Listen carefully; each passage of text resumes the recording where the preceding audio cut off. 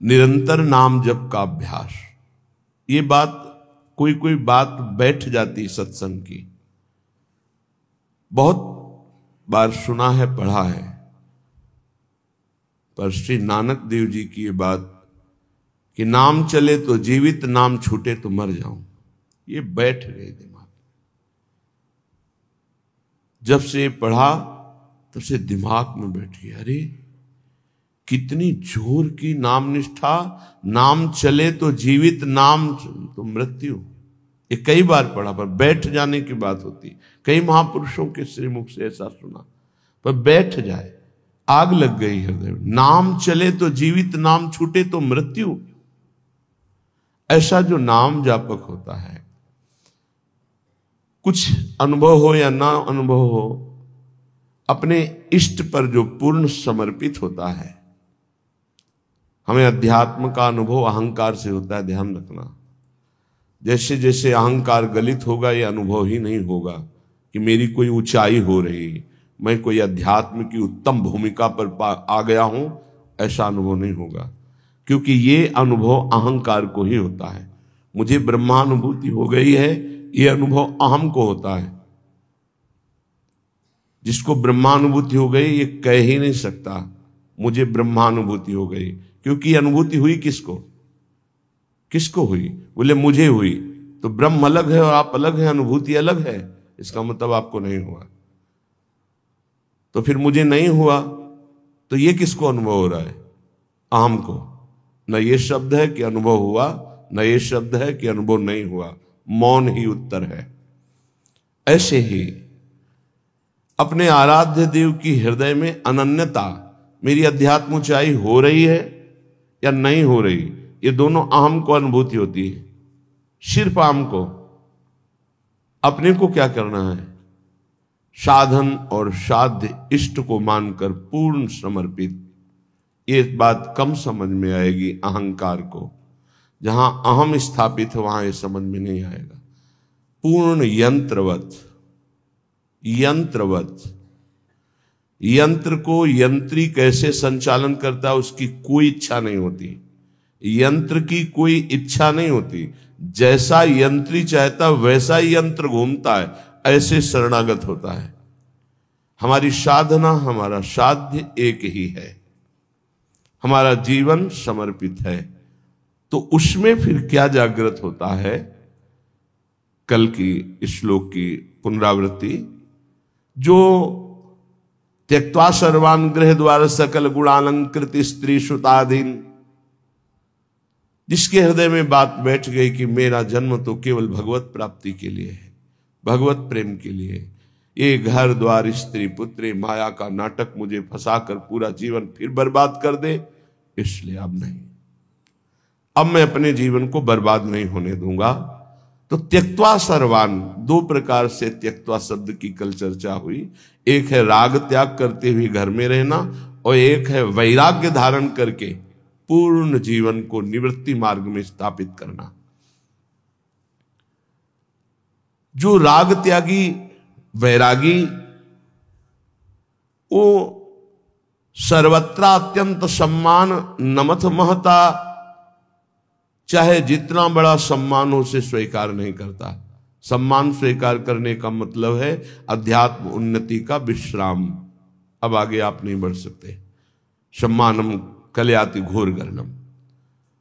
माता पितरो गुरुणामपि चनहि मनागा ग्रही कोमलात्मा। वो कभी हृदय में ऐसे कोमलता नहीं धारण करता कि ममता उसे पुनः बांध ले। माता पिता गुरुजन वयो वृद्ध सब, किसी की ममता उसे बांध ले, ऐसा नहीं। वो कोमलात्मा नहीं होता, वो यहां कठोर आत्मा होता है। मोह के लिए कठोर आत्मा होता है। नो श्रणवन नैव गृहणन, वो कुछ किसी की निंदा आदि परिचर्चा आदि सुनता भी नहीं है। अगर कहीं सुन लिया तो हृदय में ग्रहण नहीं करता। सकल तनुभृताम क्वापि दोषम गुणम वा, पूरी सृष्टि के लोगों के ना किसी के गुण देखता है, ना किसी के दोष। त्यक्त्या शेषाभिमानो, किंचन मात्र भी अभिमान शेष न रह जाए, ऐसे सब अभिमान का त्याग कर देता है परमा किंचन कृष्ण राधा, श्री किशोरी किशोर के लिए परम अकिंचन स्वरूप होकर केवल हमारे परम धन प्रिया प्रीतम, तो उसकी क्या स्थिति होती? बोले मुंचन शोकाश्रुधाराम सतत मरुचिमान ग्रास मात्रा ग्रहेपि, क्षिप्तो बद्धो हतो वा गिरिवद विचलः सर्वसंगैर्विमुक्तः, नैष्किंचन्यैककाष्ठां गत उरुतरयोत्कण्ठया चिन्तयन् श्री राधा कृष्णान्धि पंकेरुहुदल सुषमां कोपि वृंदावनेस्ति। अपने आराध्य देव के चिंतन में मुंचन शोकाश्रुधाराम सतत सतत उसकी आंखों से अश्रुधारा बहती रहती है। अश्रुधारा दो प्रकार की होती है, एक होती आनंद अश्रु, अपने इष्ट के रूप माधुरी का पान करते हुए इतना आनंद बढ़ रहा है कि रोना आ रहा है, रुदन आ रहा है। निरखत नित्य बिहार पुलकित तन रोमावली, आनंद नयन सुधारे जो कृपा हरिवंश की, आनंद नयन सुधार। रात दिन उस आनंद शीतल अश्रु प्रवाहित होते हैं, आनंद अश्रु। एक होते कब मिली हो, रात दिन उसके अंदर मिलन की रुदु सुश्रम राजन कृष्ण दर्शन लालसा, ये विरह के तप्त अश्रु होते हैं। जब तक उपासक को भगवत साक्षात्कार नहीं होता तब तक ये तप्त अश्रु प्रवाहित होते हैं। मुंचन शोकाश्रुधाराम, आज का भी समय गया, प्रभु नहीं मिले, आज का भी दिन गया, आज की भी रात गई, धिक्कार है हमारे जीवन को, हाय हाय मचा है हृदय में, कब प्रभु मिलेंगे। मुंचन शोकाश्रुधाराम, अश्रु के बूंद नहीं धारा बह रही है, तप्त अश्रु, विरह विरह के अश्रु। सतत निरंतर रुचिमानम ग्रास मात्रा ग्रहेपि, एक कवल भी खाने की रुचि नहीं। ऐसी थी राधा बाबा की स्थिति। एक कवल भी अगर पूज्य भाई जी की अर्धांगिनी माता जी बड़े प्रेम से पवाती बालक की तरह, बाबा मुंह खोलो, कई बार में तुम फिर वैसे ही अन्न लिए, वैसे ही फिर उनको चेतना दिलाती, बहुत समय लग जाता तब वो कहीं कुछ कवल। रुचिमान ग्रास मात्रा ग्रहेपि, एक ग्रास की भी रुचि नहीं रह गई भोजन की। शरीर भास ही खत्म, शरीराभास का नाश हो गया। जो जन्म जन्मांतर से हमारा नाश कर रहा था वो देह भाव नष्ट हो गया। क्षिप्तो बद्धो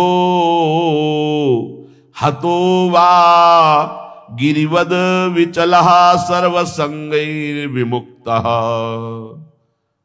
पागल जैसा, क्षिप्तो उन्मत्त, बद्धो जैसे किसी ने उसे बद्ध कर लिया, बांध लिया है। जैसे कोई भूतावेश हो तो भूत के वश में हो जाता है, ऐसे प्रेमावेश। अब वो प्रेम के अधीन, उसकी सारी चेष्टाएं प्रेम में होगी। गिरिवद विचलः, पर्वत की भांति दुख सहने में अचल। भारी से भारी बाहरी आंतरिक कोई भी दुख आ जाए वो विचलित नहीं होता। जैसा आप गुरुजनों के चरित्रों में सुना, जो महामहिम श्री अर्जुन देव जी, गुरु तेग बहादुर सिंह जी, गर्दन कटवा दी, नाम नहीं छोड़ा, धर्म नहीं छोड़ा, शहीद हो गए नाम के प्रति। कितने ऐसे महान भागवत इनकी चरण धूलि माथे पे रखकर इस शूरवीरों के मार्ग में चला जाता। ये कायरों का मार्ग नहीं है, बड़ो ही कठिन है भजन ढिक ढरिवो। आप प्राणों की बाजी लगा के ये तो को भगवान की विशेष कृपा कि इस समय ऐसा अवसर चल रहा है कि आप भजन करके मुक्त हो सकते हो। नहीं, आगे ऐसा समय आएगा कि भजन करने की तुम्हारे अंदर वृत्ति नहीं होगी। जिसके अंदर वृत्ति होगी उसको भजन करने दिया जाएगा नहीं। शासन के द्वारा, समाज के द्वारा वो प्रताड़ित किया जाएगा जो सतमार्ग में चलेगा। आगे ऐसा समय आएगा, जैसे पहचान वाले देख के बता देते हैं कि पश्चिम से धूल भरी आंधी आने वाली है, या पूर्व से आज वर्षा होने वाली है, या अमुक दिशा से वायु चलेगी, बिल्कुल वर्षा नहीं होगी, बादल नष्ट हो जाएगा। गांव में पहचान वाले ऐसे लोग होते थे। ऐसे ही आभास होता है। आगे ऐसा समय आएगा कि सतमार्ग पर चलने वाले के ऊपर शासन का प्रभाव होगा और समाज का दबाव होगा कि वो सतमार्ग में ना चले। पीछे से बहुत अच्छा समय अभी है, जो अभी पीछे गुजर गया कलयुग का प्रारंभ, बहुत अच्छा समय है कि अभी राम कृष्ण हरि भज कर आप कल्याण कर सकते हो। राम कृष्ण हरि भजने वालों को तलवार की घाट उतार दिया गया, काट दिया गया, और वो कटना पसंद किए, लेकिन लाखों लाखों लोगों की गर्दनें उतार दी गई धर्म के प्रति। वो डिगे नहीं अपने धर्म के प्रति। पर्वत की भांति चल, गिरिवद अविचलहा, ऐसा प्रेमी होता है। पर्वत की भांति अडिग। पूज्य श्री तेग बहादुर जी का कल चरित्र सुना कि उनके शिष्य जी ने कहा कि अभी मैं भस्म करता हूं इन दुष्टों के साम्राज्य को। तो नजदीक आओ, स्पर्श किया, वो मूर्छित होके गिर गए। जब होश आया तो वाहे गुरु वाहे गुरु, तो उन्होंने कहा अब भस्म करो। तो उनका सामर्थ्य ही नहीं है। तो बोले पता होना चाहिए तुम्हें सामर्थ्य कहां से मिली। बोले आपकी सेवा से। तो बोले जब मैं शांत हूं तो तुम्हें सामर्थ्य प्रयोग करने, जब मेरे को दिखाई दे रहा है कि ऊपर से आदेश है कि शांत होकर सह लो, तो फिर तुम शक्ति का प्रयोग क्यों करोगे। जोई जोई प्यारो करे सोई मोहि भावे, जो आचार्य चरण कहते हैं वही श्री स्वामी हरिदास जी कहते हैं। ज्यो ज्यो राखत हो त्यों त्यों रहियत हो हरि, और वही श्री गुरु अर्जुन देव जी कहते हैं तेरा किया मीठा लागे हरि नाम पदार्थ नानक मांगे। चाहे जितना कष्ट दो पर आपकी स्मृति न जाए, आपका नाम न छूटे, आपका प्यार न छूटे। धन्य है हरिनाम पदार्थ नानक मांगे। बस केवल आपका नाम हमारी जिह्वा पे चलता रहे, गर्दन उतर जाए, चाहे जितना कष्ट दिया जाए। एक बार इस मनुष्य जीवन की निष्ठा प्रभु के चरणों में हो जाए। हम कैसे कच्चे खिलाड़ी हैं, जरा सा भय का अवसर आया, भगवान को छोड़ दिया, उनके नाम को, उनके भजन को छोड़ दिया। गिरिवद अचला, पर्वत की भांति अडिग रहे अपने धर्म में, अपनी उपासना में। सर्व संगैर विमुक्ता, किसी का सपोर्ट न ले। अर्जुन देव जी के पास आए तो मियां पीर, वो बड़ी दिव्य शक्तियों के स्वामी थे, कि आप आदेश करो तख्त के तख्त को पलट देता हूं अभी। नहीं नहीं, तुम क्या समझते हो, हमें तुम्हारे सहयोग की जरूरत है। आकाश की तरफ देखो, देखा तो दैवी शक्तियां खड़ी, केवल आदेश लेने। बोले देख रहे हो, तुम्हारी शक्ति की जरूरत नहीं है। नहीं, वाहे गुरु की इच्छा है, बड़ी मधुर इच्छा है कि सहो तो उसे सहूंगा। जोई जोई प्यारो करे, बहुत बड़ा सूत्र श्रीमद चतुरासी जी में पहली पंक्ति में स्वामी जी कह रहे, ज्यो ज्यो राखत हो त्यों त्यों रहियत हो हरि। हे हरि, तुम जैसे रखोगे वैसे। गिरिवद अचला, अपनी निष्ठा से कभी विचलित ना हो। सर्व संगैर विमुक्ता, किसी अन्य का सपोर्ट नहीं होना चाहिए। कि कोई विपत्ति पड़ी तो हम हाय हाय करके किसी के पास बैठ जाएं, किसी का सहयोग नहीं। सहयोग देने वाले को भी मना कर दे, जाइए, क्योंकि आप सहयोग देंगे तो मैं जान नहीं पाऊंगा कि मेरे हरि की क्या इच्छा है। चलिए जाइए, उनकी इच्छा जो होगी वही होगा। नैष्कंचन्यैक काष्ठाम गत परम निष्किंचन। निष्किंचन उसे कहते हैं जो प्रभु के सिवा अपना कुछ नहीं मानता। धन संपत्ति परिवार सुहृद मित्र कोई नहीं। जैसे परम अकिंचन प्रिय हरि के रे, गोस्वामी जी कह रहे हैं वो जैसे श्री मीरा जी, मेरे तो गिरधर गोपाल दूसरो न कोई, प्रभु के सिवा मेरा दूसरा कोई नहीं। इसे अकिंचनता कहते हैं। अकिंचनता का मतलब गरीबी या दरिद्रता नहीं है कि फटे पुराने कपड़े पहने तो उसे आप अकिंचन, नहीं। अकिंचनता हृदय का विषय है। प्रभु के सिवा अन्य कहीं कोई आश्रय, लगाव, संग, सपोर्ट ना होना, ये अकिंचनता है, परम निष्किंचनता। और काष्ठामगत अकिंचनता, काष्ठा, पराकाष्ठा को प्राप्त, मतलब कैसी भी स्थिति हो किसी का सहयोग नहीं लेगा, किसी का सपोर्ट नहीं। ये जीवन में याद रखना चाहिए। गाने को तो सब गाते हैं, बने तो रघुबर ते बने, बिगड़े तो भरपूर, लेकिन इसकी परीक्षा होगी। हमें केवल श्यामाजू की तरफ देखना है, अन्य की तरफ नहीं। बोले ऐसे को उर्तरयोत कंठया चिंतयन श्री राधा कृष्णांग पंके रुदल सुषमाम कोपि वृंदावन स्थिति, उसके हृदय में प्रिया प्रीतम के चरणारविंद प्रकाशित हो जाते हैं और वो उनके चिंतन में सदैव डूबा रहता है और उसको फिर दिव्य लीलाएं दिखाई दे रही, देख रहे हैं। राधा कृष्णो रास लातिका मंदिरे सुपविष्टौ, बड़ी सुंदर नवनिवृत्त निकुंज है। लता मंदिर में श्री प्रिया प्रीतम विराजमान है। रत्याविष्टौ रसवसल सद दृष्टि वांगंग चेष्टौ, एक एक अंग की चेष्टा, हास परिहास प्रेममयी हो रही प्रिया प्रीतम की। सखियों ने मालाम कंठेर पय, बड़ी सुंदर सुंदर मालाएं गूंथकर, धन्य है उनके कर कमल जो श्री जी के लिए माला गूंथते हैं, धन्य है वो कर कमल जो श्री जी को माला धारण कराते हैं। मालाम कंठे अर्पय, बड़ी भाग्यशाली सखियों ने अपने कर कमल से माला गूंथकर श्री जी को धारण कराई।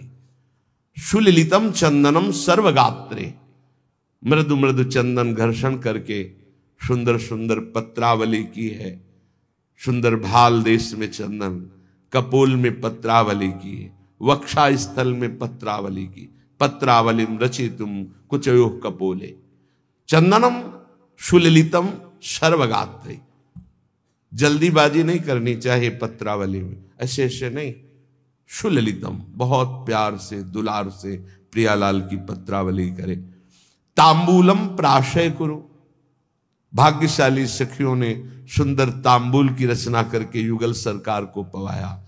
सुखम साधु संबीजनेन, कोई साधु स्वभाव की सखियां प्रिया प्रीतम को व्यजन कर रही, पंखा कर रही। व्यत्याश्लेषात सुख सहित योर लालयन नंघ्रिमित्थम, श्री युगल सरकार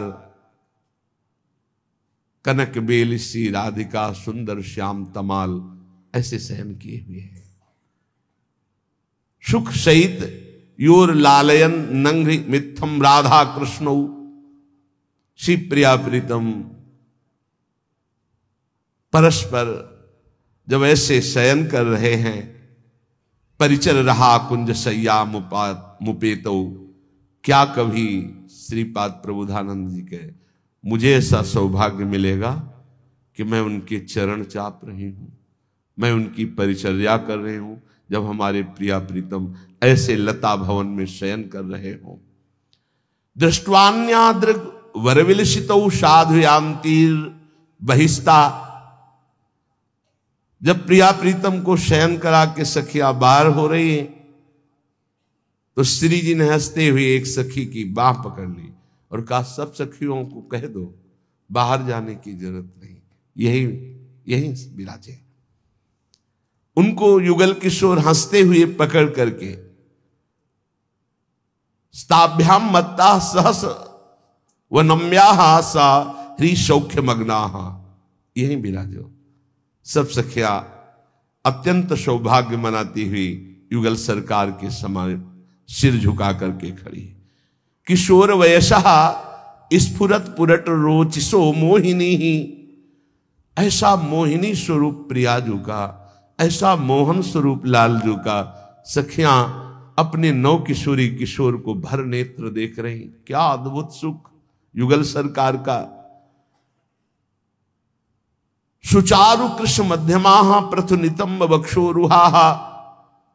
तो श्री जी की सखियां भी स्वर्णिम लता के समान प्यारी जू को आस पास घेरे हुए सैया के सब।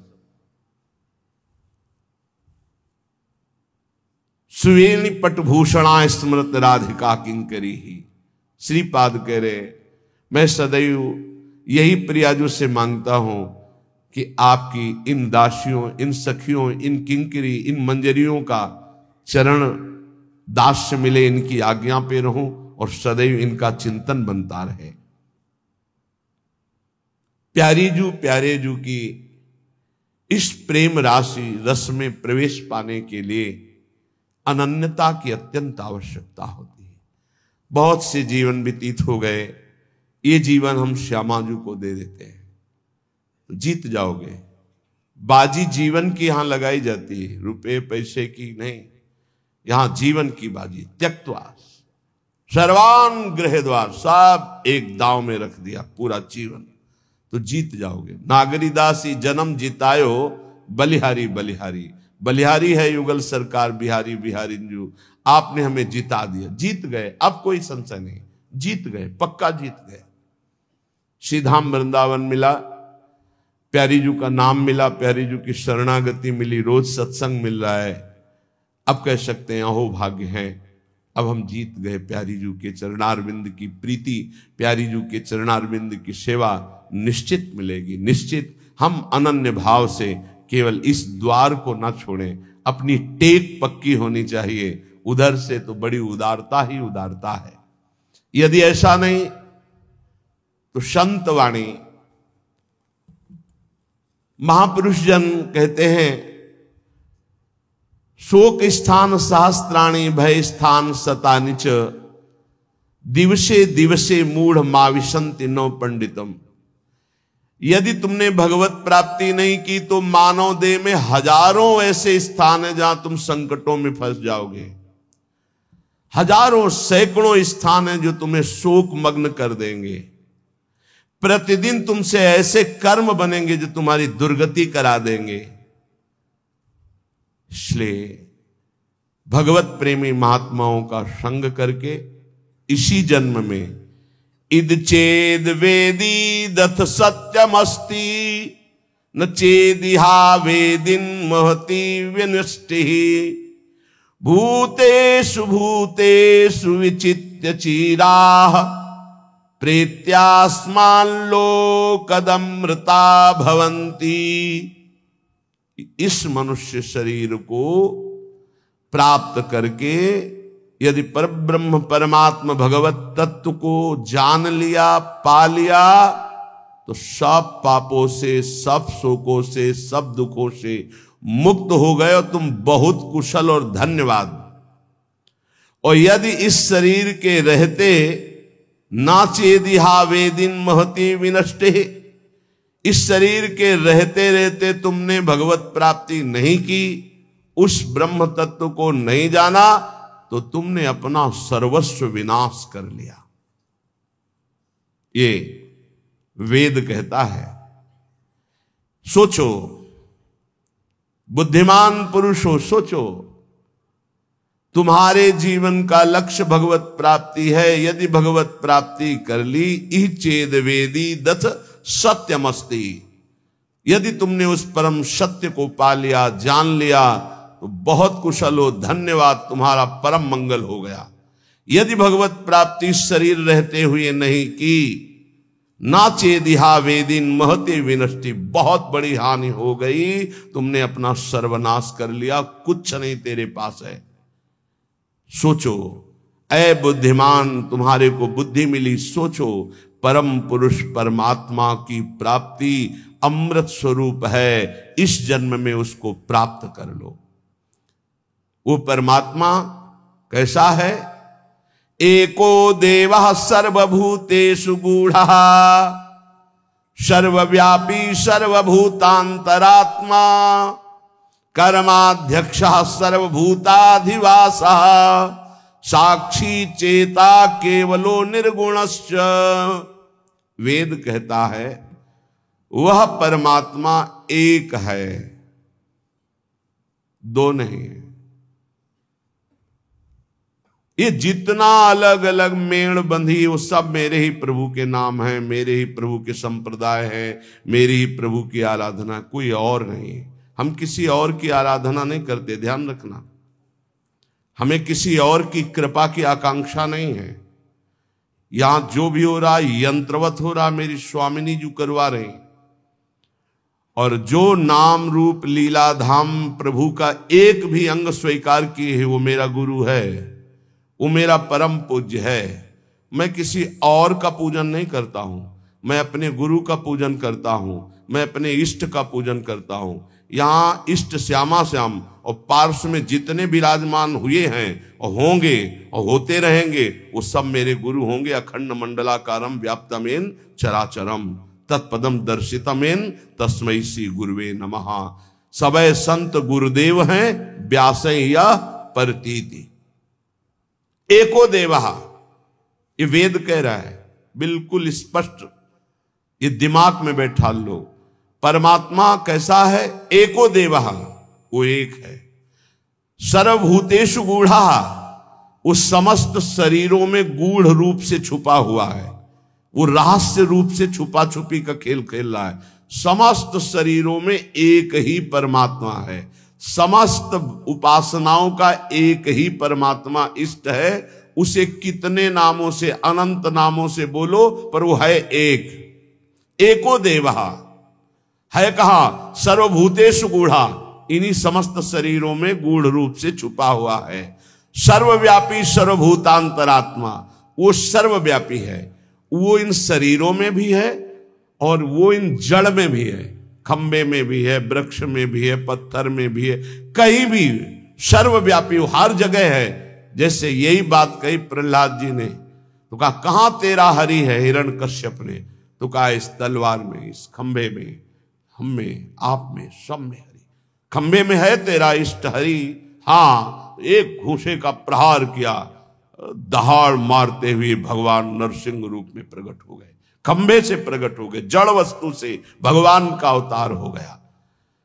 कैसे हैं भगवान? बोले सर्वभूतेषु गूढ़ा, समस्त शरीरधारियों में गूढ़ रूप से विराजमान है। तो केवल शरीरधारियों में? बोले नहीं, सर्वव्यापी, सर्वत्र, किसी में भी कोई ऐसा अणु परमाणु नहीं, अणु अणियान महतो महियान, छोटे से छोटा बड़े से बड़ा कुछ ऐसा नहीं जिसमें मेरा भगवान ना समाया हो।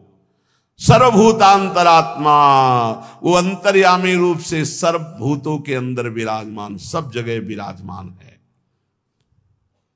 कर्माध्यक्ष, वो सबके कर्मों का अधिष्ठाता है, वो देख रहा है तुम क्या कर रहे हो, इसलिए भोगना पड़ेगा। किसी और के देखने की जरूरत नहीं। कर्माध्यक्ष वो परमात्मा, वो देख रहा है तुम्हें। डरो उससे, डरो। पाप कर्म करते समय ध्यान रखो तुम्हें देख रहा है कोई, वो है परमात्मा, वही कर्माध्यक्ष है, वही न्यायाधीश है, वो स्वयं देख रहा है। किसी की वकालत की जरूरत नहीं, गवाही की जरूरत नहीं, साक्षी की जरूरत नहीं। कर्माध्यक्ष, वो समस्त कर्मों का अध्यक्ष स्वामी तुम्हारे कर्मों को देख रहा है, उसका अवश्य फल तुम्हें देगा। सर्वभूताधिवासः, समस्त भूतों में वो निवास कर रहा है, पक्का निवास कर रहा है। साक्षी चेता, वो सबका साक्षी है और चैतन्य घन स्वरूप है। केवलो निर्गुणश्च, वो सतोगुण रजोगुण तमोगुण तीनों गुणों से ऊपर उठा हुआ निर्गुण है। निर्गुण का तात्पर्य होता है गुणातीत, गुणातीत माया के इन तीनों गुणों से ऊपर। सबको चेतना प्रदान उसी से होती है, चैतन्य शक्ति उसी से जागृत होती है। एको वसी निष्क्रियाणाम बहुनामेकम बीजम बहुधा यह करोति तमात्मस्थम येनु पश्यन्ति धीरास्तेषां सुखम शाश्वतम नेतरेषाम। जो अकेला एक अनंत ब्रह्मांडों में, अनंत भूतों में, अनंत शक्तियों में अपनी शक्ति का संचार करता है, वो सबका शासक एक ईश्वर है। वो प्रकृति को बीज रूप से अनेक रूपों में परिणित करके विराजमान है। ये सब वही साक्षात विराजमान है, वही प्रकट रूप में दिखाई दे रहा है, वही अप्रकट सबके हृदय में विराजमान, सबसे परे सब में भरे, सबसे परे और सब में भरे। जो सबसे भरे वही सबसे परे, जो सबसे परे वही सब में भरे। यह रहस्य रघुनाथ कर बेगी न जाने कोई, और जो जाने रघुपति कृपा तो सपने मोह न होए। जो ऐसे परमेश्वर का अनुभव कर लेता है वो सदैव परमानंद में मगन रहता है। तेसाम सुखम शाश्वतम नेतरेशम, जो सबसे परे सब में भरे ऐसा अनुभव कर ले। यो माम पश्यति सर्वत्र सर्वम च मयि पश्यति तस्याहम न प्रणश्यामि सच में न प्रणश्यति। वो कभी मेरे से दूर नहीं होता, मैं कभी उससे दूर नहीं होता। जो ये जान जाता है सब में श्री भगवान है और सब श्री भगवान में है। विराट रूप भगवान में सब वास कर रहे, सूक्ष्म रूप भगवान सबके हृदय में वास कर रहे हैं। नित्यो नित्यानाम चेतनश्चेतनानाम एको बहुनाम यो विदधाति कामान तत्कारणम सांख्य योगाधिगम्यम ज्ञात्वा देवम मुच्यते सर्वपासई। देखो ये वेद है, इसको समझ लोगे तो कभी संशय नहीं होगा। वो परमात्मा एक है, वो सर्वव्यापी है, वो सर्वसाक्षी है, वो कर्माध्यक्ष है, वो समस्त प्राणियों में विराजमान अकेला सबको जीवनी शक्ति, बौद्धिक शक्ति सबको वही दे रहा है। जो एक नित्य चेतन परमात्मा है वही तुम्हारे कर्मों के फल का विधान करने वाला है। इसलिए बहुत शीघ्र ज्ञान योग से, कर्म योग से, भक्ति योग से उस परमात्मा को प्राप्त कर लो और जीवन मुक्त हो जाओ। सबके कारण रूप परम देव परमात्मा को प्राप्त कर लिया तो समस्त बंधनों से मुक्त हो जाओगे। ज्ञात्वा देवम मुच्यते सर्व पासई है, सर्व बंधनों से मुक्त हो जाओगे।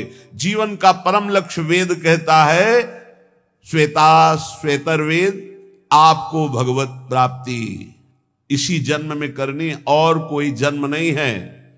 बार बार अन्य योनियों में जाने पर तुम कोई नया कर्म नहीं कर सकते, केवल मनुष्य जीवन में भगवत प्राप्ति कर सकते हो। वो भगवत प्राप्ति किसी और की उपासना से नहीं होगी, महापुरुषों के चरणों की उपासना से, एकमात्र भगवान की उपासना। रहुगणित तत्तपसा न याति न चेज्या न निरूपणात् गृहाद्वा न छंदसा नैव जलाग्नि सूर्यो बिना महात्पाद रजोभिषेकम। तो ये कह रहे हैं और कोई उपासना से इनकी प्राप्ति नहीं होने वाली। अगर आप समझते हो कि अन्य कोई, तो इनका प्रवेश ही नहीं है। न तत्र सूर्यो भाति न चंद्र तारकम, न सूर्य का वहां प्रवेश है न चंद्रमा का प्रवेश है कि अपने प्रकाश सहित पहुंच जाए परम धाम में, ब्रह्मधाम में, ब्रह्म स्वरूप में। न तत्र सूर्यो भाति न चंद्र तारकम नेमा विद्यतो भांति कुतोयमग्नि नाग्नि न बिजली न चंद्रमा न सूर्य। इन तेज त्रिभुवन को प्रकाशित करने वालों की सामर्थ्य नहीं कि उसमें प्रवेश पा सके।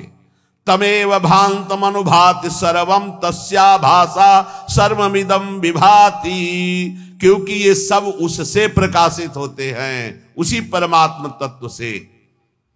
इसलिए जो सबका परम प्रकाशक है उस परमात्मा की प्राप्ति इसी देह में, मनुष्य देह में आप कर सकते हैं। जो इस मनुष्य देह को प्राप्त करके भगवत प्राप्ति नहीं करता है वो अपना भारी पतन कर रहा है। पर भगवत प्राप्ति कौन कर सकता है? जिसको कोई भी त्रिभुवन का भोग ललचाए ना, भ्रष्ट न कर पाए। ये तैयारी करनी पड़ेगी ये सत्संग से।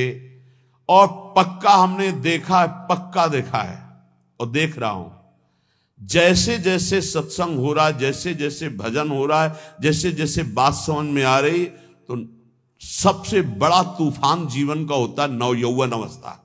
बहुत ध्यान से प्रसंग सुनना है। जब तक भोगों की आसक्ति आपके अंदर किसी भी भोग की रहेगी, तब तक आपको भगवत प्राप्ति का उत्साह नहीं होगा। एक बार ये जो प्रसंग चल, एक बार नचिकेता नाम के ब्रह्म ऋषि के पुत्र थे वो, तो उनका जन्मोत्सव मनाया जा रहा था। तो जन्मोत्सव में अब वो ब्रह्म ऋषि थे, तो बहुत से ब्रह्म ऋषियों को बुलाया, मंत्रोच्चारण हुए वेदों के, फिर गौवें दान की। तो नचिकेता ने देखा गलत हो रहा है, उन्हीं का जन्मोत्सव था।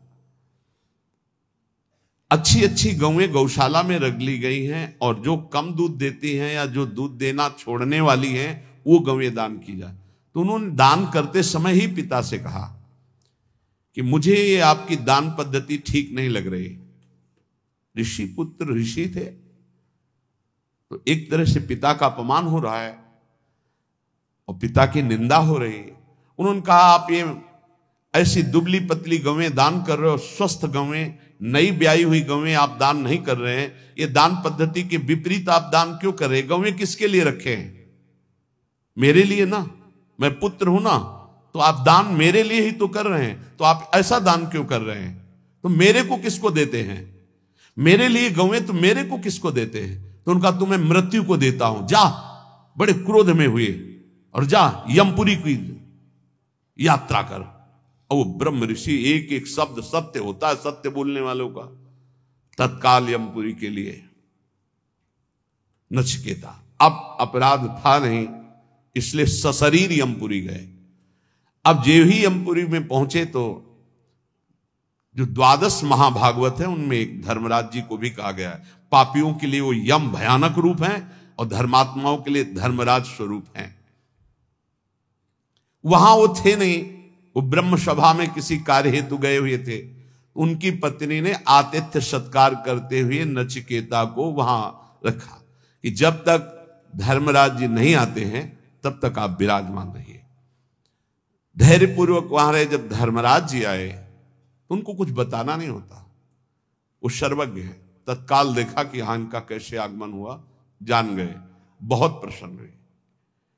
हे ऋषि बालक, मैं तुम्हें हृदय से सम्मानित करता हूं, मेरा आतिथ्य स्वीकार करो। अर्घदान किया धर्मराज जी ने और कहा मैं तुम्हारी धर्मनिष्ठा, सत्यनिष्ठा और परम पवित्र दूसरों के प्रति सुख बुद्धि का नमस्कार पूर्वक प्रशंसा करता हूं। मैं बहुत प्रसन्न हूं, बोलो तुम क्या चाहते हो? उन्होंने कहा मैंने सुना है कि आपको ब्रह्म बोध है, अध्यात्म विद्या के आप परम ज्ञाता हैं, मैं आपसे आत्मज्ञान चाहता हूं। उनका नहीं, तुम पृथ्वी का सम्राट पद स्वीकार करो, सुंदर सुंदर नव युवतियां रानियों के रूप में तुम्हें मिलेंगी, मैं तुम्हें सम्राट पद में अभिषिक्त करूंगा। मृत्युलोक का सबसे बड़ा बलशाली, स्वस्थ रहकर हजारों वर्ष तक भोगों को भोगने वाला, चिंतित पदार्थ तत्काल उपस्थित हो जाएंगे, जो सोचोगे वही हो जाएगा, ऐसा तुम्हें आशीर्वाद देता हूं। बोले नहीं चाहिए, मुझे आत्मज्ञान चाहिए, छोड़ो। मैं तुम्हें स्वर्ग का देवराजेंद्र पद देता हूं, नवीन नवीन अप्सराएं तुम्हारी सेवा में रहेंगी, समस्त भोग वैभव देवता तुम्हारे अधीन रहेंगे, ऐसा मैं तुम्हें वरदान देता हूं। बोले नहीं चाहिए, मुझे सिर्फ आत्मबोध चाहिए, आत्मज्ञान चाहिए। क्या क्या नहीं लालच दिया। जब कोई भी बात स्वीकार नहीं का, आत्मज्ञान चाहिए, तब बोले श्रेयश्च प्रेयश्च मनुष्य में तस तो संपरित्य विविनक्ति धीरः श्रेयो ही धीरे भी प्रेयसो व्रणीते प्रेयो मंदो यज्ञ क्षेमात् व्रणीते। हे नचिकेता, तुम महान हो।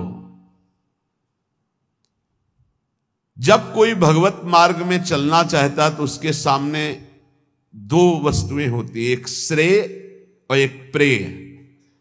श्रेय कहते हैं जिससे भगवत प्राप्ति होती है, प्रेय कहते हैं जिनसे भोगों की प्राप्ति होती है। दोनों सामने रखे जाते हैं। किनके? हमारे तुम्हारे ऐसे साधारण के नहीं, जिनका दृढ़ लक्ष्य बन गया भगवत प्राप्ति। अब जो भोग चाहिए वो सब मिलेगा उसको, फ्री मिलेगा, भोगो, और उत्तम भोग उसको एकांत में दिया जाएगा, भोगो। अगर प्रेय भोग लिया तो श्रेय की प्राप्ति का अधिकार क्षीण होने लगता है। अगर प्रेय को ठुकरा दिया तो श्रेय की प्राप्ति, श्रेय माने कल्याण, परम भगवत प्राप्ति, परमानंद की प्राप्ति, प्रेय भेजा जाएगा। यहां तो प्रेय के लिए ही श्रेय को स्वीकार कर रहे हैं। भगवान को साधन मान रहे हैं और भोगों को साध्य मान रहे हैं, जबकि साध्य भगवान होने चाहिए, भोगों को साधन बना दो। नचिकेता, तुमने प्रेय को ठुकराया है, तुम श्रेय के अधिकारी हो। ध्यान देना, ये भगवत पार्षद हैं सब, ऐसे आप आगे नहीं बढ़ेंगे। आपके लिए भेजा जाएगा, ये ले लो, भगवान को छोड़ो, ये ले लो, भजन छोड़ो, ये ले लो। कोई वासना लेके जाओगे, भरपूर वो वासना की पूर्ति की जाएगी भजन छुटवाने के लिए। ये अंदर बैठा ये संत वाणी इसीलिए सुना रहे बड़े बड़े महापुरुषों की। प्रेय और श्रेय दोनों साधक के सामने रखे जाते हैं। बुद्धिमान उपासक को दोनों पर भली भांति विचार करना है कि ये प्रेय तो बहुत जन्मों में भोग चुका हूं, अब इस जन्म में नहीं, इस जन्म में मुझे भगवत प्राप्ति करनी है। वो श्रेष्ठ बुद्धि परम कल्याण के साधन के सामने समस्त भोग, सम्मान, प्रतिष्ठा को त्याग करके श्रेष्ठ समझकर भगवत प्राप्ति को आगे बढ़ता नहीं चाहिए। परंतु जो मंद बुद्धि वाला होता है वो योगक्षेम की इच्छा रखकर भोगों को स्वीकार कर लेता है और परम कल्याण से वंचित हो जाता है। सत्वं प्रियान प्रिय रूपाश्च कामान विध्यायन नचिकेतो त्यस्राक्षी नैताः श्रंकाम वित्त मयी मवाप्तो यस्याम मज्जन्ति बहवो मनुष्याः। बहुत सुंदर प्रसंग है। हे नचिकेता, उन्हीं मनुष्यों में तुम ऐसे निष्प्रिय निकले कि तुमने न मृत्युलोक, न स्वर्गलोक, न किसी भी भोग को स्वीकार किया। तुमने अत्यंत सुंदर लुभावने हमारे दिए हुए भोगों को ठुकरा दिया। तुम्हें सुंदर रूप मिलता, सम्राट पद मिलता, परलोक में सब भोग मिलते, तुमने भली भांति उनका त्याग कर दिया, कहीं नहीं विचलित हुए मेरे लोभ देने पर भी। तुमने संपत्ति श्रृंखला को ही छोड़ दिया। तुम किसी लोभ में नहीं फंसे जिसमें प्रायः सब फंस जाते हैं। अविद्याया मंतरे वर्तमानाः स्वयं धीराः पंडितम मन्यमानाः दंद्रम्यमाणाः पर्यन्ति मूढ़ा अंधेनैव नीयमाना यदान्धाः। ये अज्ञान के द्वारा ग्रसित लोग, अपने को बुद्धिमान और विद्वान मानने वाले, ये भोगों में कैसे फंस जाते हैं। ये मूर्ख हैं जो भगवान को प्राप्ति के इस मानव देह में तप और संयम, जितेंद्रियता का त्याग करके ये भोगों में फंस जाते हैं, फिर नाना योनियों में भटकते हैं, ठोकरे खाते हैं। इनकी वही दशा है जैसे अंधे के पीछे कोई अंधा लाठी पकड़कर चले, दोनों कुएं में गिर जाएं। ऐसे ये अपने को समझते तो बुद्धिमान हैं, विद्वान हैं, पर जो भोगों में रत हैं वो मूर्ख हैं। वो नाना योनियों में भटकेंगे और उनके पीछे चलने वालों की वही दशा होगी जो अंधे की लाठी पकड़ करके अंधा चलता है तो दोनों कुएं में गिरते हैं। अंधे नैव नियमाना यथान्धाः न जायते म्रियते वा विपश्चिन्नायं कुतश्चिन्न बभूव कश्चित् अजो नित्यः शाश्वतोऽयं पुराणो न हन्यते हन्यमाने शरीरे। कठोपनिषद। नित्य नचिकेता, तू ज्ञान स्वरूप आत्मा है।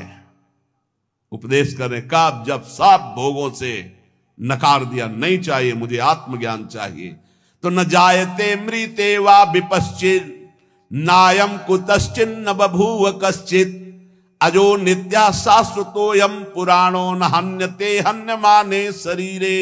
है नचिकेता, तो नित्य ज्ञान स्वरूप आत्मा है, न तेरा जन्म है न तेरा मरना है, ना तेरा किसी से जन्म हुआ है न किसी से तेरी मृत्यु होगी,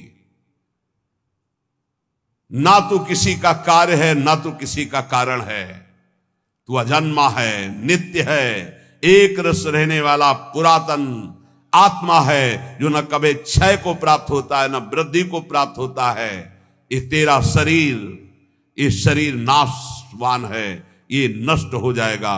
तू अजन्मा है, एक रस है। नायमात्मा प्रवचने न लभ्यो न मेधया न बहुना श्रुतेन यमे वैस वृणुते तेन लभ्यस तस्यैष आत्मा विरुणुते तनुष्वाम। ये परब्रह्म परमात्म तत्व का बोध न प्रवचन से मिलता है, ना बहुत मेधया बुद्धिमानी से मिलता है, ना बहुना श्रुतेन बहुत सुनने से मिलता है। ये जिसको वर्ण कर लेता है उसको अनुभव में आता है। वर्ण कौन? आत्मा किसको वर्ण करता है? गुरुदेव रूप से आत्मा जिसे वर्ण, आत्मा हरिवंश प्रगट परमानंद श्री हरिवंश प्रमाणमनम, जिसे गुरुदेव स्वीकार कर लेते हैं और जब गुरुदेव उसका बोध कराते हैं तो बोले यमे वैस वृणुते तेन लभ्यस्तस्यैष आत्मा विरुणते तनुस्वाम। इसीलिए कहा मोक्ष मूलम गुरु कृपा, मंत्र मूलम गुरु वाक्यम।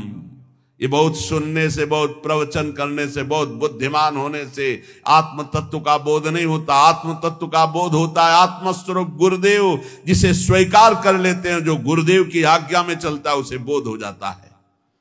वो परमात्मा उसको स्वीकार कर लेता है, उसके हृदय में अपने आप को प्रकाशित कर देता है। मोक्ष मूलम गुरु कृपा। ना विरतो दुश्चरितान ना शांतो ना समाहिता ना शांत मानसो वापी प्रज्ञाने नैनमाप्नुयात्। हे नचिकेता, सूक्ष्म बुद्धि के द्वारा भी उस आत्म तत्व को नहीं जाना जा सकता, क्योंकि वो बुद्धि के जानने में आने वाला तत्व नहीं है। गोस्वामी तुलसीदास जी, राम अतर्क बुद्धि मन बानी यह हमार मत सुनहु भवानी। बुद्धि मन वाणी इनकी तर्कना राम जी तक नहीं पहुंच सकती। राम जी आके इसमें विराजमान हो जाते हैं। बिल्कुल वही बात, न प्रवचन सुनने से, न प्रवचन करने से, न बहुत बुद्धिमान होने से परमात्मा की प्राप्ति कर ले, ऐसी बात नहीं है। परमात्मा जिसे स्वयं गुरु रूप से वर्ण करके कृपा करता है, उसके हृदय में वो बोध रूप से प्रकाशित हो जाता है।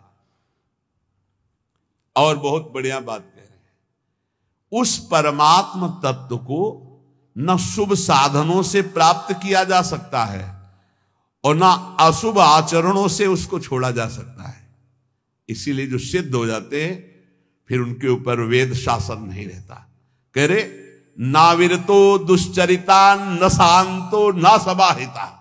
जो अपने स्वरूप को गुरु कृपा से प्राप्त हो गया है तो वो शुभ आचरणों से प्राप्त नहीं हो सकता और अशुभ आचरणों से उसकी निवृत्ति नहीं हो सकती। वो अपने स्वरूप में ही रहता है। जो अशांत चित्त है, जिसने अपनी मन और इंद्रियों को समर्पित नहीं किया गुरुदेव के चरणों में, उसे प्राप्त नहीं कर सकता। अशांत चित्त, कभी ये कभी ये कभी मन मानी नहीं, अपने इंद्रिय और मन को गुरु आज्ञा। इसलिए उपनिषद पढ़ के देखो 12-12 वर्ष तक कई ऐसे प्रसंग आते हैं, गए हैं ब्रह्मबोध करने, कहा जाओ गाय चराओ जाके। बहुत वर्षों तक उनकी परीक्षा हुई गाय चराने की। 15 दिन में मिलते रहिए, जंगल में जाइए, 15 दिन बाद आए, बड़ा शरीर स्वस्थ। तुम्हारा शरीर स्वस्थ कैसे है? गुरुदेव भिक्षा मांगकर पा लेते हैं और गाय चराते हैं। किसने आदेश किया था भिक्षा मांगने का? हमने तो सिर्फ गाय चराने का आदेश किया था। शब्दों पर गलती हुई गुरुदेव।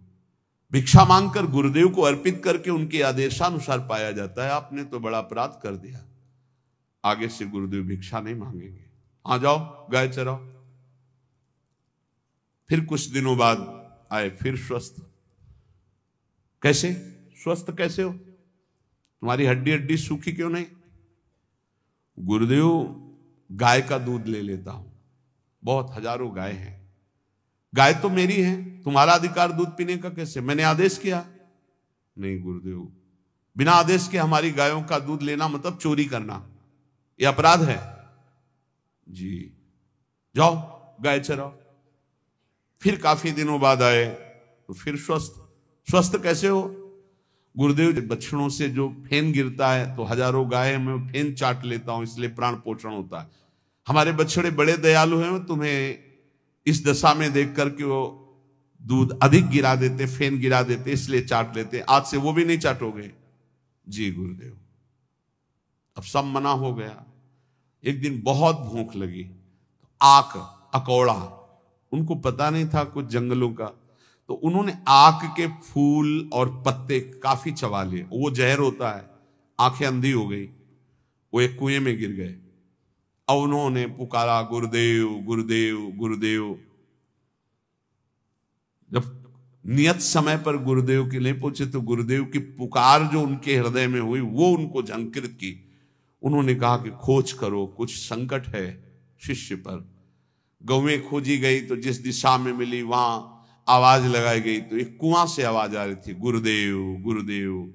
नजदीक पहुंचे, उनका बेटा तुम्हारी ये दशा कैसे हुई, कुएं में कैसे गिर गए? तो उनका गुरुदेव मुझे पता नहीं, मैंने किसी वृक्ष के पत्ते और फूल पा लिए। तो उनका आज्ञा कहां थी? आज्ञा के विरुद्ध क्यों किया? तुम्हें उपवास करना चाहिए था। तो गुरुदेव आखिरी गलती, अब जीवन में कभी गलती नहीं होगी, मेरी आंखें चली गई हैं। तो उनका मैं अभी मंत्र तुम्हें देता हूं, अश्वनी कुमार देवताओं के वैद्य आएंगे और तुम्हें औषधि देंगे, अभी तुम दिव्य नेत्र वाले बन जाओगे। गुरुदेव ने मंत्र उच्चारण किया, अश्वनी कुमार आ गए। अश्वनी कुमारों ने कुएं की रचना की और कहा इसे पाओ। बोले कदापि नहीं, बहुत त्रुटि हो गई।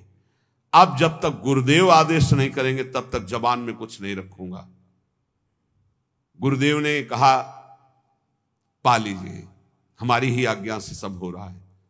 तब उन्होंने जे ही पुआ पाया, दिव्य नेत्र उनके जागृत हो गए, बाहर आए। गुरुदेव ने हृदय से लगा, जे ही हृदय से लगाया, चारों वेदों का ज्ञान अपने आप हो गया, कभी पढ़ाना नहीं पड़ा। गुरु कृपा ही केवलम।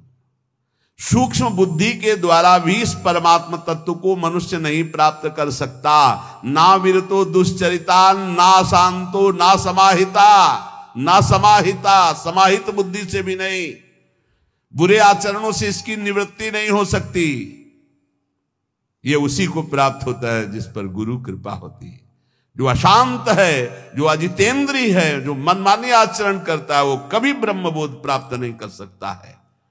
आत्मानः रथिनम विद्धि शरीरा रथ में वतु बुद्धिम तु सारथिम विद्धि मनः प्रग्रह में वच। हे नचिकेता, तुम ऐसा समझो कि जीवात्मा रथी है, रथ का स्वामी है। शरीर ये रथ है, बुद्धि सारथी है, और इंद्रियाणि हयानाहुर विषयास्तेषु गोचरान। इंद्रियां घोड़े हैं और विषय वो रास्ता है जहां इंद्रिय रूपी घोड़े ले जाते हैं। बहुत सुंदर। इंद्रियों के घोड़ों की आत्मेन्द्रिय मनोयुक्तम भोक्त्याहुर्मनीषिणः। इंद्रियों रूपी घोड़ों की लगाम मन है। बहुत सुंदर रूपक से वर्णन कर रहे हैं। शरीर एक रथ है, इसमें बैठा हुआ रथी जीवात्मा है। इंद्रिय इसके घोड़े हैं, मन इसकी लगाम है। इन घोड़ों के चलने का रास्ता, शब्द, स्पर्श, रूप, रस, गंध, ये 5 विषय हैं जिनमें मना कष्टान इंद्रियाणी प्रकृति स्थानी कर सकी। जीवात्मा जो भूला हुआ अपने स्वरूप को है, बुद्धि लगाम ढीली किए है, इंद्रिय रूपी घोड़े विषयों में भाग रहे, दुर्गति, पक्का दुर्गति। यस्त्व विज्ञानवान भवत्युयुक्तेन मनसा सदा तस्येन्द्रियाण्यवस्यानि दुष्टास्वा इव सारथे। जो विवेकहीन है, गुरु कृपा का आश्रय नहीं लिए है, उसकी बुद्धि रूपी सारथी बहुत ही नशे में होती है। वो ऐसे लगाम ढीली किए रहती है, मन रूपी लगाम, जहां मन जाना चाहे। वो इंद्रिय रूपी घोड़े खूब विषयों में विचरते और मनमाना पाप करते हैं और सर्वनाश कर देते हैं, रथ का भी और रथी की तो दुर्गति ही हो जाती है।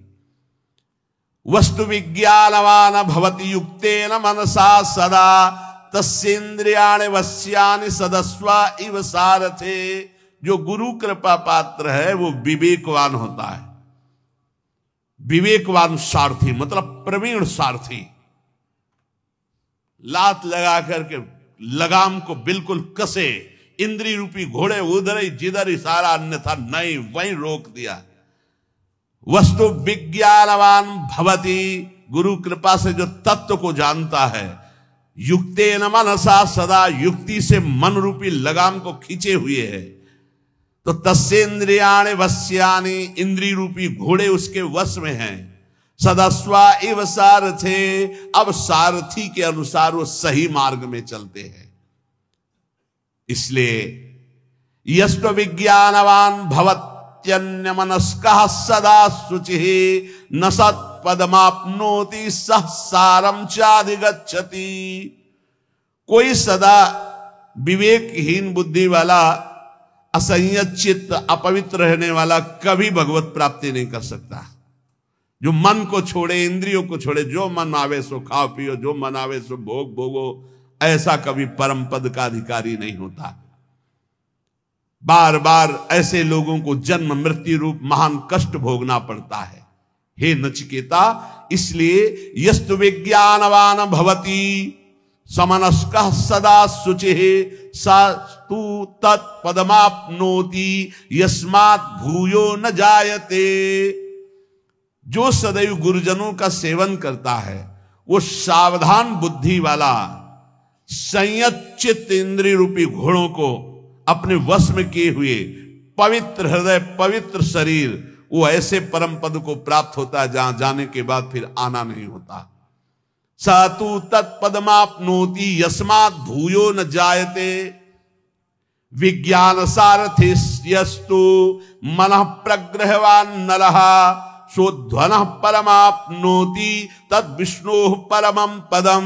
जो कोई मनुष्य सत्संग के द्वारा विवेक प्राप्त करके बुद्धि रूपी सारथी, सावधान मन रूपी लगाम को खींचे हुए इंद्रिय रूपी घोड़ों को संसार मार्ग से हटाकर भगवत मार्ग में पर ब्रह्म पुरुषोत्तम भगवान की सुप्रसिद्ध आराधना करता है, वो उस दिव्य परम पद को प्राप्त होता है।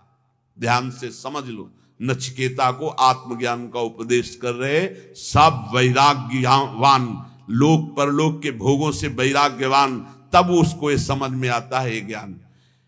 जो गुरु प्रसाद से, सत्संग के द्वारा प्राप्त विवेक से बुद्धि को सावधान करके मन रूपी लगाम को खींच कर रखता है, इंद्रिय रूपे घोड़ों को संसार मार्ग के भोगों से हटाकर, अधर्म मार्ग से हटाकर धर्म, भागवत धर्म, परम प्रेम धर्म की तरफ चलाता है, वही परम पद को प्राप्त होता है, ना कि मनमानी विषय भोगने वाला या मनमानी आचरण करने वाला। एषु सर्वेषु भूतेषु गूढ़ोत्मान प्रकाशते दृश्यते त्वय्यग्रया बुद्ध्या सूक्ष्मया सूक्ष्मदर्शिनः। ये परम पद, ये परमात्मा, ये परम पुरुष कहीं दूर नहीं है, समस्त प्राणियों के हृदय में ही रहता है, पर गुप्त रूप से रहता है, ना प्रकाशते। ये अपने को छिपा के रखता है, यही रह रहा है हृदय में, किसी के प्रत्यक्ष नहीं होता। जो गुरु उपासना के द्वारा तीक्ष्ण की हुई अपनी विवेकवती बुद्धि से, सूक्ष्म तीक्ष्ण बुद्धि से, दृश्यते त्वग्रया बुद्धिया सूक्ष्मया सूक्ष्म दर्शिना, वो उस बुद्धि से देख पाता है, इस पार्थिव बुद्धि से नहीं। गुरु उपासना से प्राप्त हुई विवेक तीक्ष्ण बुद्धि के द्वारा वो अपने हृदय रूपी गुफा में छुपे हुए परमात्मा का साक्षात्कार कर लेता है। उत्तिष्ठत जाग्रत प्राप्य वरान निबोधत क्षुरस्य धारा निशिता दुरत्यया दुर्गम पथस्तत् कवयो वदंती। हे नचिकेता, उत्तिष्ठ, खड़ा हो जा इस परमात्मा प्राप्ति के लिए। मानो सबको कह रहे हैं, गुरु द्वारा प्राप्त मंत्र ज्ञान उपासना की पद्धति से अपनी बुद्धि को इतनी तीक्ष्ण करो, सारथी को जगाओ कि जो लगाम छोड़े हुए सो रहा है भोगों में, जाग, अब समय सोने का नहीं है, और लगाम खींच इंद्रियों के घोड़ों की और दिशा बदल। जो शब्द स्पर्श रूप रस गंध रूपी भोगों में जा रहा है वो मोड़ परमात्मा की तरफ, भगवान की तरफ। उत्तिष्ठ जागृत, खड़ा हो जा, जग जा मोह निद्रा से, मोह निशा सब सोव निहारा, देखे स्वप्न अनेक प्रकारा, यही जग जामिनी जागे जोगी, परमार्थी प्रपंच वियोगी। और कह रहे प्राप्य वरा निबोधत सावधान, उत्तिष्ठ जागृत और सावधान, देखना इंद्रियों के न घोड़े भगे, रात दिन इनमें संयम के कोड़े लगे। बहुत दुष्ट हैं ये घोड़े, लगाम छूट गई तो बर्बाद कर देंगे, नष्ट कर देंगे। उत्तिष्ठ, हे नचिकेता, खड़ा हो जा, जागृत, मोह निद्रा से जग जा, प्राप्य बलान निबोधत, सावधान हो जा, और श्रेष्ठ महापुरुषों को पाकर उनको कभी छोड़ना नहीं। उनके पास आसक्ति पूर्वक रहे तो तू परब्रह्म परमेश्वर को जान जाएगा। आसक्ति कहां? श्रेष्ठ महापुरुषों की। क्षुरस्य धारा निशिता दुरत्यया, क्योंकि ये मार्ग छुरे की धार पर चलना है। वो महापुरुष तुम्हें युक्ति बताएंगे कि कैसे इस पे चल सकते हो।